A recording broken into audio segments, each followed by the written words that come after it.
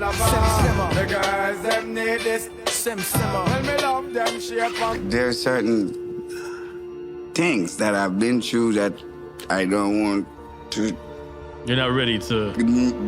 Not ready. You can't ready for that. You're gonna go to prison. This man came out. He never called me. He never checked me. He never called nobody for me.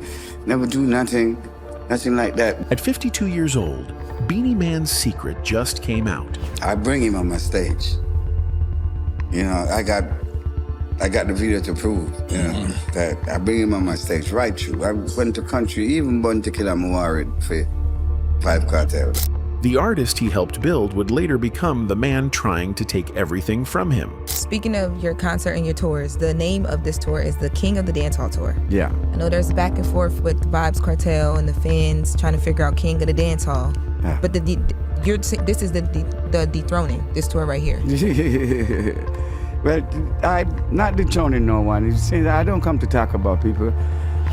4 decades of hits, Grammy Awards, international fame, but behind the crown, a darkness Hollywood never wanted you to see. There are certain things that I've been through that I don't want to. You're not ready to. Not ready. You can't ready for that. You're gonna go to prison. The King of Dancehall just broke his silence, and what he revealed changes everything. So let's get into it. Moses Davis stood frozen in front of his 3rd grade class, his mouth opening and closing like a fish gasping for air. The teacher had called him to read from the textbook, and every student knew what was coming. Moses Davis had been born with a severe stammer that turned simple sentences into agonizing marathons. By age 5, he still couldn't speak properly. Doctor visits offered no solutions. Speech therapy didn't exist in his corner of Kingston. His family watched helplessly as the boy struggled to communicate the most basic thoughts. But Moses discovered something extraordinary during those silent years. When he sang, the stammer disappeared completely. The melodies bypassed whatever mechanism in his brain created the block.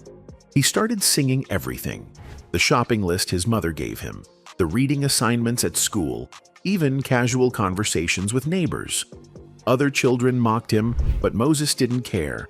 Singing gave him a voice when speech had failed. And the teacher called me up to read, the classroom would be like this. I ain't going to read nothing. I'm going to be singing Jack and Jill went up the hill to catch a pail of water. His grandfather noticed the transformation first. The old Rastafarian would sit Moses down and make him practice turning ordinary phrases into rhythm. Eventually, the boy who couldn't speak became the child who never stopped performing. By age 7, Moses entered his first talent competition at a Kingston high school. He chose a song beyond his years, delivering it with the confidence of someone 3 times his age. When he won, a producer named John Jolly offered him something that would change everything: a recording contract. Most 8-year-olds spent their time playing football in the streets. Moses Davis spent his in professional recording studios, laying down tracks that would be pressed to vinyl and sold across Jamaica. The stammering child had become an artist, but the price of that transformation would echo through his entire life. The boy learned early that performing wasn't just a choice, it was survival itself. December 1991. Nelson Mandela had just been released from prison, and Jamaica organized a massive concert to celebrate at the National Stadium. Every major artist in the country wanted to perform. 20-year-old Beenie Man had been given a slot, but he was scheduled right after some of the biggest names in reggae and dancehall. The crowd was already exhausted, already satisfied. When the young artist took the stage, the energy shifted immediately. Mandela come to Jamaica, got booed 1991. You got booed? Yeah, like. And when you got booed, what was the feeling? Did you want to stop, or did you just think, I'm just going to keep going? I felt great. You felt great about being booed? What? Why? Because nobody was paying me any mind until that night. Most artists would have quit after that night. 1 year later, he returned to Skateland in Kingston, where Captain Barkey was performing. Barkey and his crew started mocking Beenie Man before he even touched the microphone, calling him the artist who got booed at Mandela's show. The young performer waited for his moment, then grabbed the mic and unleashed something the crowd had never heard before. Every new song hit harder than the last. Every performance technique had been sharpened to perfection. By the end of the night, the same people who had booed him were screaming his name. So it was kind of frightening, Right. but me never frightened because me expect it. The booing became his origin story, the moment that forced him to become undeniable. But it also planted something darker in his approach to the industry. Beenie Man developed an understanding that in Jamaica's music business, respect wasn't given. It was taken through relentless excellence. That mindset would serve him well in his rise, but it would also create enemies who never forgave him for refusing to stay down. The Jamaican sound clash culture operates on a simple principle. Two artists face off, trading songs and insults until one clearly dominates. Reputations are built or destroyed in single nights. When Beenie Man and Bounty Killer started their rivalry in the mid-1990s, nobody expected it would last over 2 decades and define an entire era of dancehall. The beef started over the pettiest of reasons, a girl. Beenie Man had dated a woman who later became involved with Bounty Killer. The professional competition that already existed between two rising stars suddenly became personal. They started firing lyrical shots at each other through their music. Each clash became more intense, each diss track more pointed. Fans chose sides like gang affiliations. The rivalry sold records, filled venues, and created some of the most electric performances in dancehall history. But unlike hip-hop beefs that often ended in violence, the Beenie Man and Bounty Killer war stayed mostly lyrical. They would see each other at events and maintain a strange professional courtesy even while plotting their next musical attack. The rivalry pushed both artists to creative heights they might never have reached alone. When one dropped a hit record, the other had to match or exceed it. The competition became a strange form of collaboration, each artist making the other better through opposition. The 2020 Versus battle brought everything full circle. COVID-19 had locked down Jamaica, and someone suggested Beenie Man and Bounty Killer face off through Instagram Live. The idea seemed simple enough until they decided to do it in person, together in the same studio. Over 500,000 people tuned in to watch two legends trade hits back and forth. The energy felt like the old clashes, but with the wisdom of age tempering the aggression. Then the police walked in. Jamaica had strict COVID restrictions, and someone had reported the gathering. Beenie Man looked at the officer and delivered a line that instantly became legendary, asking if he really wanted to be the guy who shut down the biggest cultural moment of the pandemic. The officer backed down, the battle continued, and dancehall proved, once again, that it could create moments that transcended music. Do you want to be that guy? I don't think you want to be that guy. And it's like, what? We say, oh, we got over 50,000 people here. 500,000. We got 500,000 people online watching us live right now. The rivalry with Bounty Killer elevated both artists, but it also established a template for how Beenie Man handled competition. He never backed down, never showed weakness, and always found a way to turn challenges into opportunities. That approach would serve him well for decades, right up until a new challenger emerged from the shadows of his own generosity. Vybz Kartel wasn't always the controversial figure who would later dominate dancehall from behind prison walls. When Beenie Man first encountered him in the early 2000s, Kartel was a struggling artist with undeniable talent but no real platform. A mutual friend called Beenie Man one night and asked for help. Kartel needed exposure, needed someone with power to give him a chance. Beenie Man agreed without hesitation. He brought Kartel on stage at his own shows, giving the younger artist precious minutes in front of crowds that had paid to see the King of Dancehall. He took Kartel to country shows where promoters wouldn't have booked him otherwise. Beenie Man even went to Bounty Killer and advocated for Kartel, asking his longtime rival to help build up this promising newcomer. The established stars of dancehall rallied around Cartel because Beenie Man vouched for him. Years passed. Cartel's star rose rapidly, his controversial style and provocative lyrics building a massive following.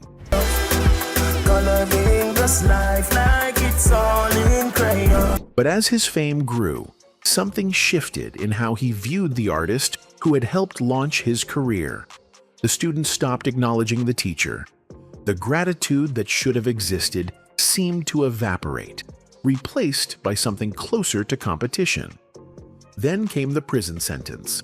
In 2011, Vybz Kartel was arrested and eventually convicted of murder, sentenced to life imprisonment. During his early days behind bars, he called Beenie Man.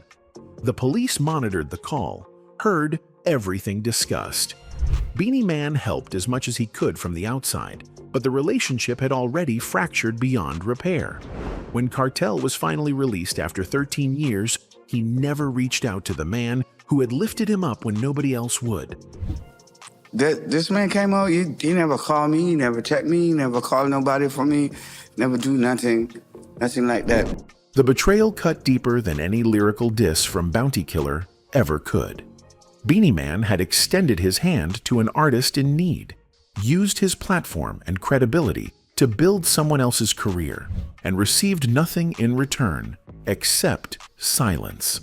But the real wound would come later, when that same artist would challenge for the very title Beenie Man had spent 4 decades earning. The performing monkey Hollywood once demanded he become. Vybz Kartel was about to ask for the same submission in Jamaica itself. New Year's Eve, 2024. Vybz Kartel stood on stage in Jamaica for the first time as a free man after 13 years in prison. The crowd exploded with energy, celebrating the return of an artist who had somehow maintained relevance from behind bars. Bounty Killer, serving as host for the event, made an announcement that sent shockwaves through the dancehall community.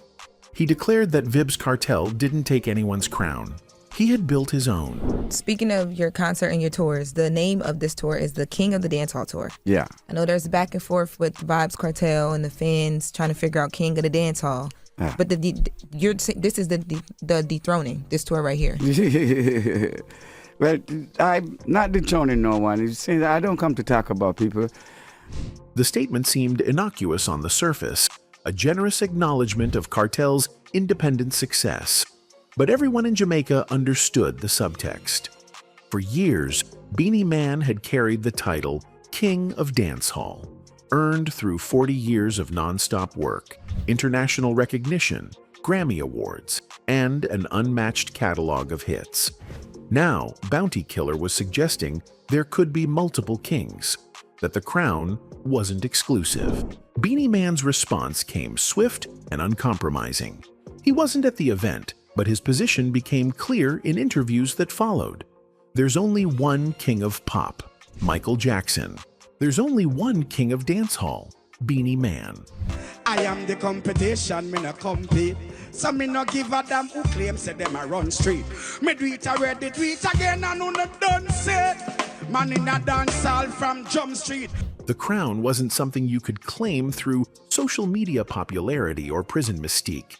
It was earned through decades of performance, through being a people person, through actually connecting with audiences night after night across the world.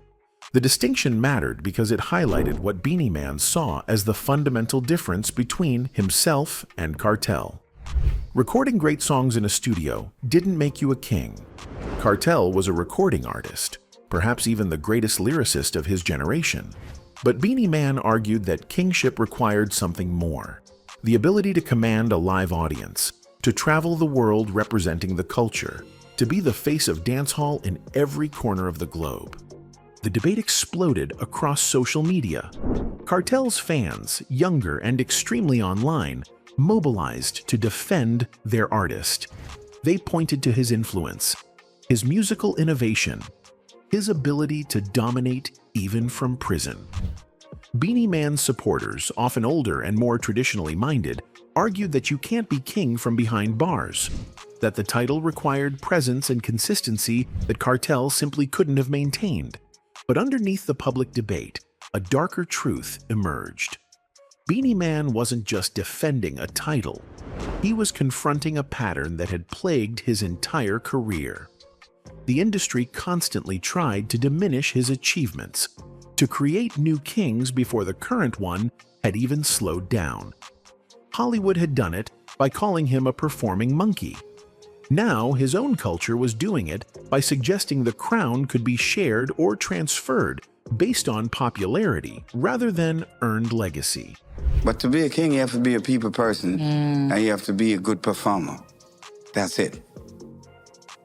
If you're not a good performer and you're not a people person, how the hell are you going to be the king? The crown controversy revealed something Beenie Man had never fully addressed publicly: the cost of staying at the top for 4 decades. Every new artist with a hot song became a potential threat. Every changing trend in the music required adaptation. The man who started performing at age 5 had spent 47 years grinding, never slowing down, never taking the comfortable retirement that his achievements should have afforded. Because the moment he stopped, someone would try to take what he built. Beenie Man sat in interview after interview, journalists asking about his biopic, about turning his life into a Hollywood film. Each time he gave the same answer: he couldn't make that movie yet. Not because he wasn't ready artistically, but because telling his real story would land him in prison. The reporters laughed, thinking he was joking or exaggerating. He wasn't. Growing up in Kingston meant navigating a world where violence wasn't occasional. It was structural. The neighborhoods were controlled by political gangs affiliated with either the Jamaica Labour Party or the People's National Party. Choosing where you lived meant choosing a side in a war that had been raging since the 1970s. Beenie Man grew up in that system, surrounded by people who solved problems with guns rather than conversations.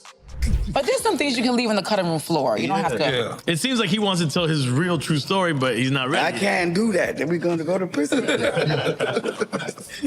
The music industry likes to romanticize hood origins, turning survival stories into marketable narratives.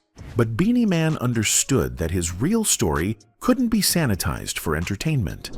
The things he witnessed, the situations he navigated, the people he knew, discussing them publicly would implicate real individuals in real crimes. Some of those people were still alive. Some were still dangerous. The statute of limitations hadn't expired on everything he'd seen. So he kept performing, kept recording, kept building his legacy while carrying secrets that could never become public. The Grammy Awards celebrated his artistry.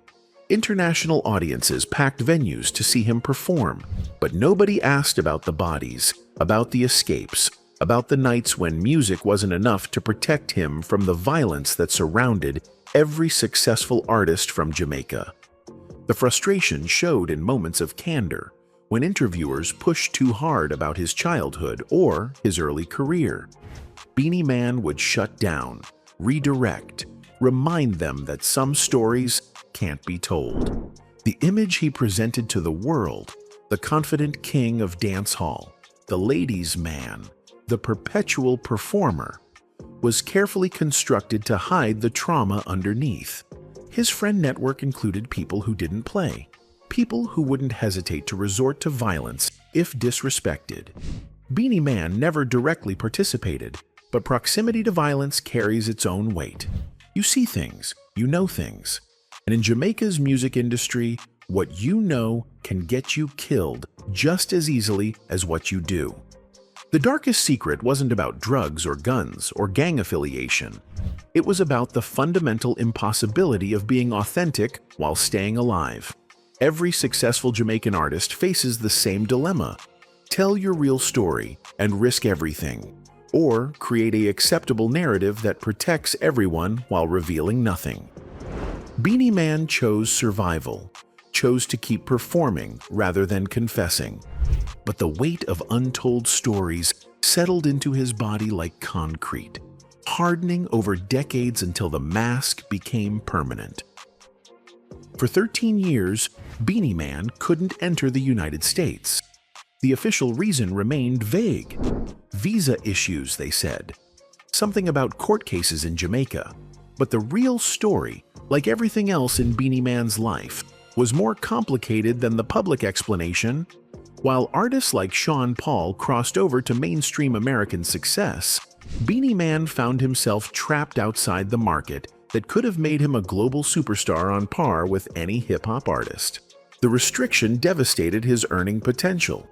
In Jamaica, you could tour constantly, but venues were small and money was limited. Europe loved dancehall, but the market was fragmented across dozens of countries. America represented the one place where an artist could work every single week, building wealth through consistent touring. Major cities had enough Jamaican immigrants to sell out shows regularly. Festivals booked Caribbean artists year-round. The infrastructure existed for Beenie Man to earn millions. But the visa never came. Year after year, application after application, the answer stayed the same. Meanwhile, younger artists with fresher sounds and cleaner records secured their access to American stages. Beenie Man watched from across the border as opportunities evaporated, as the window for crossover success slowly closed. The King of Dancehall couldn't perform in the kingdom that mattered most financially. The psychological toll was worse than the financial loss. Beenie Man had worked for decades to reach a level where he should have been untouchable, where his talent and catalog guaranteed him opportunities regardless of politics. Instead, he discovered that power had limits. The same industry that celebrated him in Jamaica could exile him from America with no explanation and no appeal. He was famous but not free, successful but not secure. When the restrictions finally lifted in 2023, Beenie Man was in his 50s. The prime years were gone. The moment when American mainstream radio might have embraced him had passed. He returned to performing in the States, but as a legacy act rather than a contemporary star. When I say Beenie, you say man. Beenie, Beenie, Beenie. The crowd still came, still sang every word of his classics, but the sense of missed opportunity hung over everything. 13 years stolen by bureaucracy or politics or whatever shadowy force had kept him out. The American exile taught Beenie Man something crucial about the entertainment industry's relationship with Caribbean artists.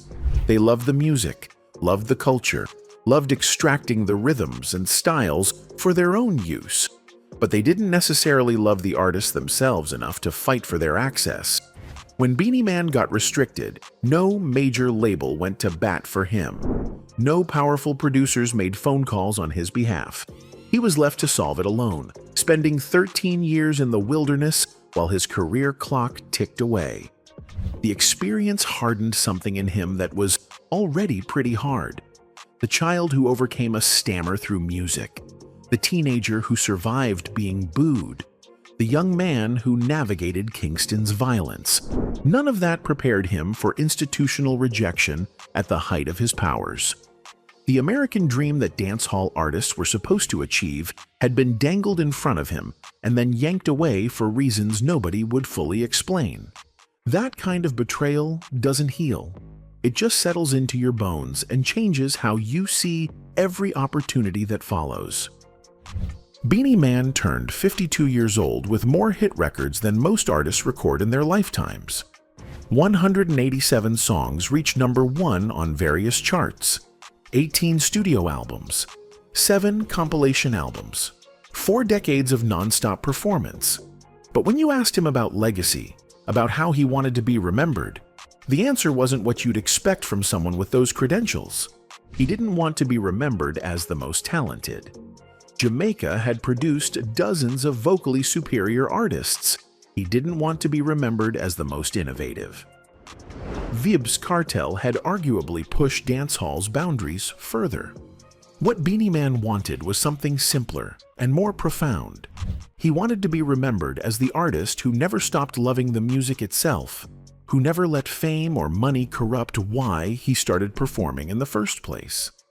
The child with the stammer had discovered that music gave him a voice.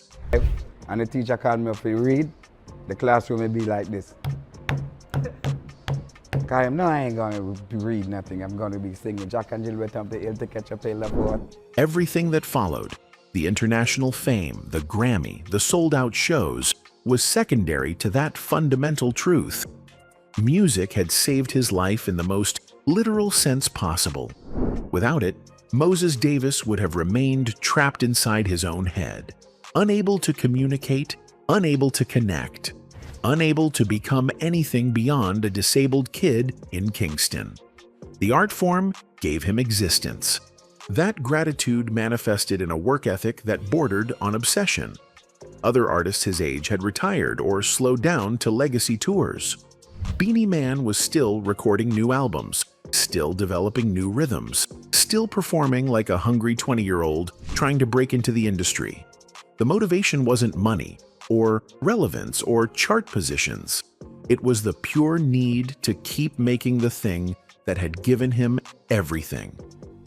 The Crown controversy with Vybz Kartel, the 13-year American exile, the Hollywood rejection, all of it faded against the simple fact that Beenie Man could still grab a microphone and move a crowd anywhere in the world.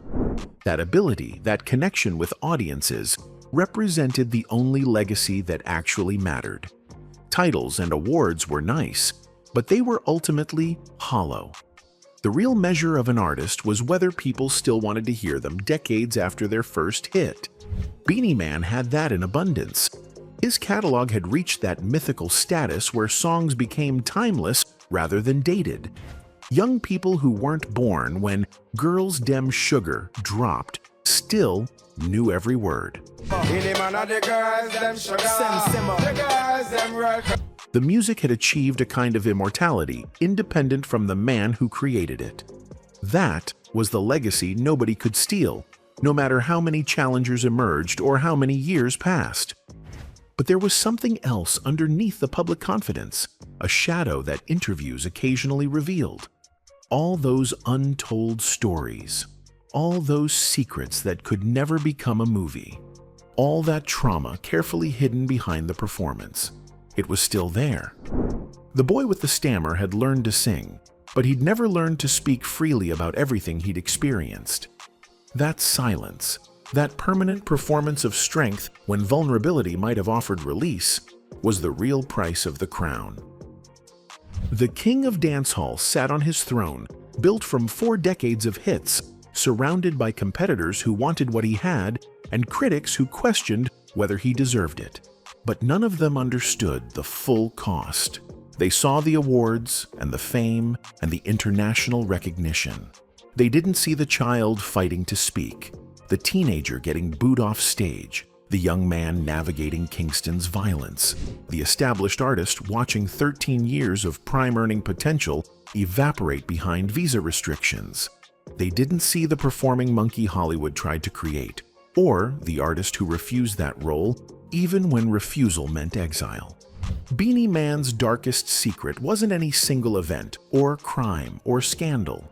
It was the cumulative weight of maintaining excellence while carrying trauma that could never be fully processed or shared. The music gave him a voice, but it also demanded he use that voice only in specific ways. He could sing about anything, but he couldn't speak about everything. That distinction, that gap between what the art allowed and what the life required, was the burden nobody saw. The crown was real. The pain underneath it was heavier. Anyway, that's it for the video, folks. Bye.